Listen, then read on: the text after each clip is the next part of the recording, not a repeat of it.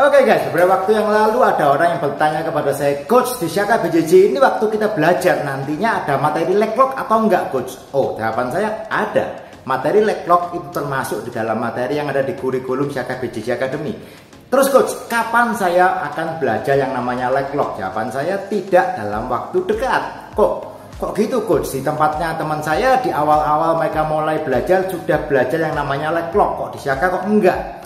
Oke guys, jadi ada beberapa hal yang akan kita bicarakan mengenai yang namanya leg locks.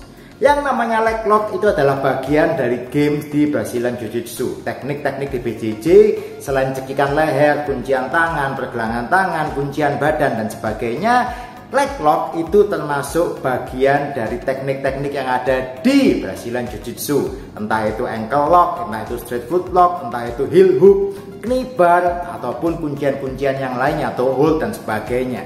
Tetapi di awal Anda belajar yang namanya Brazilian Jiu-Jitsu di Syaka BJJ, yang namanya leg lock bukan bagian menu utama untuk Anda pelajari. Kalau Anda baru mulai belajar yang namanya BJJ, di awal-awal yang akan Anda pelajari adalah mengenai bagaimana cara escape, bagaimana cara Anda passing, bagaimana cara takedown, bagaimana caranya Anda ngambil kuncian-kuncian, chokes, ambal, kimura, dan kuncian-kuncian yang menurut saya adalah kunci-kuncian yang basic yang akan Anda pelajari lebih dulu di dalam Brazilian Jiu-Jitsu. After that, Anda bisa mulai masuk di kelas-kelas berikutnya, bukan kelas fundamental lagi. Anda bisa masuk di kelas-kelas intermediate, Anda bisa ikut di kelas-kelas all level dan sebagainya. Jadi kalau di kelas fundamental memang tidak kita ajarkan yang namanya leg locks. Kita mengajarkan kuncian-kuncian yang lain, cekikan, RNC, triangle, kuncian collar choke dan sebagainya, tetapi no leg locks di awal-awalnya. Karena kita berharap bahwa Anda akan mempelajari dulu basicnya, baru Anda akan mempelajari lagi lebih lanjut mengenai leg lock.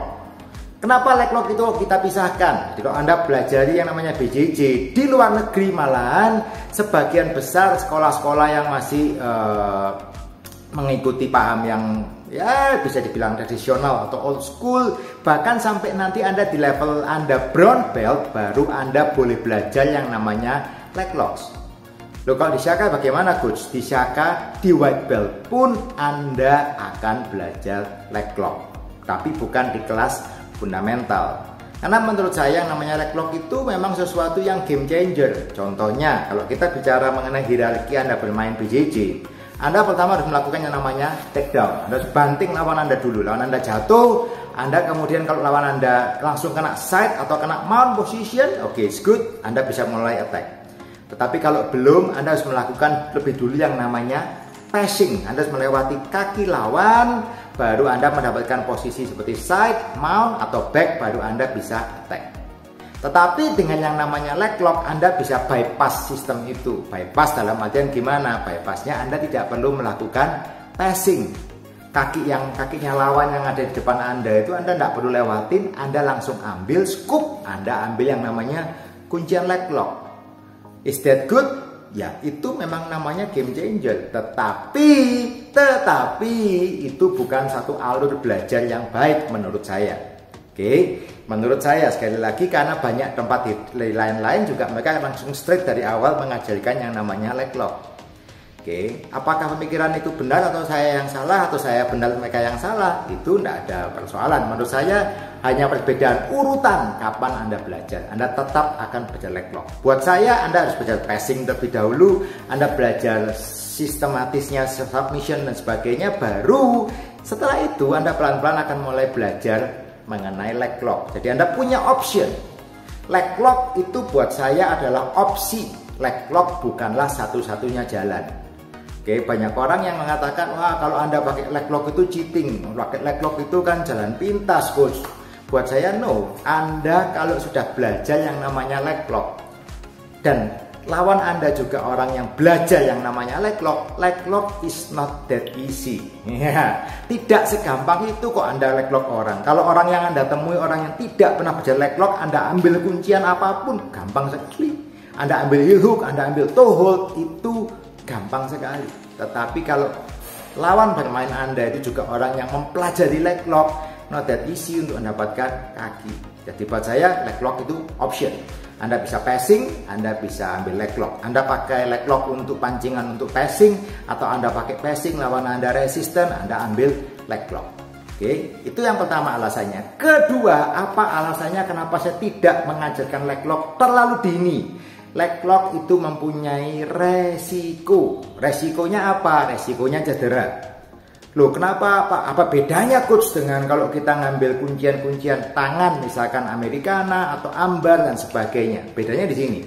Dari pengalaman saya, kalau Anda mengambil kuncian lengan, contohnya ambar misalkan, sensor syaraf sakit Anda itu jauh lebih peka karena tangan itu sesuatu yang Anda pakai setiap harinya lebih banyak gerakan.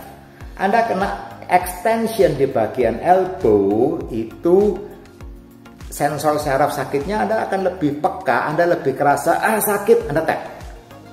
Anda kena namanya Americana, kuncian Americana Anda kena sakit, Anda tap. Karena sensori dan Anda bisa lihat langsung di depan kepala Anda, tangan saya kena kuncian sakit, kena wrist lock painful, saya sakit, ya Anda tap langsung. Anda kena choke, Anda tidak bisa napas, Anda tap. Oke. Leg lock sometimes itu agak tricky. Trickynya begini, karena leg lock itu bagian kaki itu bagian yang besar, Anda ambilnya dengan tangan yang sedikit lebih kecil. Biasanya yang terjadi, yang ngambil kuncian Anda akan mengeluarkan tenaga yang ekstra karena Anda merasa kakinya besar, ambil, Anda tarik. Tariknya biasanya karena Anda merasa resisten dari kaki lawan ini, resistnya perlahanannya kuat, Anda menariknya juga dengan segenap tenaga. Karena Anda tarik segenap tenaga, kemungkinan satu bisa terjadi cedera. Yang kedua, di pihak yang menahan, dia merasa kaki saya masih bisa bergerak, masih baik-baik saja. Tiba-tiba ditarik, pop, tak, suaranya biasanya. Kalau Anda pernah mendengar suara cedera kaki itu suaranya ngeri, tak, kayak ada bunyi patah, tak. Yang patah biasanya apa? Bukan patah, biasanya terjadi adalah tendon yang sobek atau tendon yang putus. Nah, itu yang bahaya. Dan lebih gawatnya lagi kalau cedera itu, kalau Anda mengambil kuncian kaki. Kenapa di white belt, kalau Anda pertandingan IBJJF, white belt boleh mengambil kuncian kaki itu hanya straight foot lock. Straight foot lock atau ankle lock itu kalau Anda ambil kuncian itu, yang kena fokusnya adalah cedera itu nanti di ankle. Anda sakit, terutama bisa di ankle atau mungkin Achilles heel di Achilles muscle Anda itu, tendon Achilles Anda kena painful, Anda tap. Tidak terjadi cedera yang bagaimana. Oke, tapi kalau Anda sudah mulai bermain yang namanya toe hold, Anda sudah mulai bermain yang namanya heel hook, Anda sudah mulai mengambil kuncian yang sifatnya rotational, Anda ada putaran. Nah, di sini ada bahaya lebih lanjutnya karena yang kena bukan lagi di ankle, yang kena bukan lagi di Achilles, tapi yang kena Anda akan langsung yang kena adalah lutut. Kok bisa? Iya, karena yang diputar Anda hanya pakai ankle-nya itu jadi kayak rotasi aja, ada yang putar ankle-nya, tetapi yang sesungguhnya berputar itu nanti di knee. Yang kena nanti bisa kena nama tendon. Anda perhatikan di tendon di lutut itu ada 4 tendon yang utama, ada ACL, ada MCL, ada tendon LCL, ada lagi tendon namanya PCL, dan di tengah-tengahnya dari bantalan yang namanya meniskus. Nah, ini yang bahaya. Kalau kenanya di tendon-tendon tadi, itu cederanya bisa cedera yang serius, cedera yang lama, pengobatannya pun mahal. Nah, ini berbahaya. Jadi menurut saya kalau Anda baru mulai belajar, tidak worth it dengan resiko yang bisa ditimbulkan kalau Anda cedera. Jadi memang di awal-awal Anda akan saya larang untuk menggunakan leg lock saat Anda baru mulai belajar. Tetapi nanti Anda white belt, masih di white belt pun Anda akan belajar yang namanya leg lock, tapi not too early. Anda akan, setelah Anda belajar sekian waktu, Anda bisa masuk di kelas berikutnya, Anda akan belajar leg lock nanti di sana, mulai dari straight foot lock, ankle lock, dan yang lain-lainnya lah, heel hook. Anda akan belajar knee bar, Anda akan belajar toe hold, Anda akan belajar kuncian-kuncian submission kaki yang lain-lain. Oke, tetapi perhatikan bahwa Anda setelah Anda punya basic sedikit, paling tidak Anda sekian waktu Anda belajar yang namanya BJJ, Anda akan lebih mempunyai kontrol. Anda sudah biasa ngambil ambar, Anda bisa ngambil kimura, Americana, chokes, Anda tahu berapa tenaga yang diperlukan. Anda bisa mengontrol diri, Anda bisa ada limitation. Oke. Terlalu awal belajar leg lock ada resiko, itu menurut saya. Kenapa? Dari pengalaman saya pribadi, ini saya cerita sedikit pengalaman saya pribadi. Saat saya mulai belajar namanya BJJ, di hari pertama saya belajar. Tapi ini ingat ya, ini tahun 2009. Ini beberapa belas tahun yang lalu saat saya baru mulai belajar BJJ. Hari pertama saya belajar, saya datang di kelas itu pelajarannya adalah heel hook. Oke, heel hook itu kelas pertama saya belajar. Nggak ada pemisahan anak baru, anak lama. Saya masuk di kelas, saya nggak ngerti ini apa BJJ, saya belajar heel hook. Hari pertama saya sparring, saya di heel hook sama teman baru saya, dan kaki saya bunyi, pop. Injury kok, saya injury. Saya nggak bisa jalan 1 minggu, jalannya pincang-pincang 1 minggu. Ya, tetapi untungnya karena memang saya niat belajar BJJ, ya saya minggu depannya setelah pincang-pincang seminggu, saya datang lagi. Tetapi bayangin kalau ini anak baru yang belum ngerti apa-apa, baru mau kepingin belajar BJJ, hari pertama kena kuncian, cedera, pop, datang lagi nggak? Kemungkinan nggak datang lagi. Oke. Itu yang saya dari pengalaman saya, sehingga saya belajar bahwa sebaiknya tidak terlalu dini, tidak terlalu awal banget belajar yang namanya leg lock. Kenapa? Karena ada resikonya. Walaupun setelah nanti Anda pelajari, resikonya sama saja sebetulnya, sama. Yang namanya ambar ini beresiko, kimura, americana, kuncian semua, omoplata itu berbahaya nggak? Ya beresiko. RNC berbahaya nggak? Ada resiko. Guillotine ada resiko nggak? Ada. Semua hal kontak fisik ya ada resikonya. Oke, bahkan yang tanpa kontak fisik pun Anda berjalan kaki, Anda bisa kesandung, kepleset, jatuh. Bisa cedera kok? Ya bisa.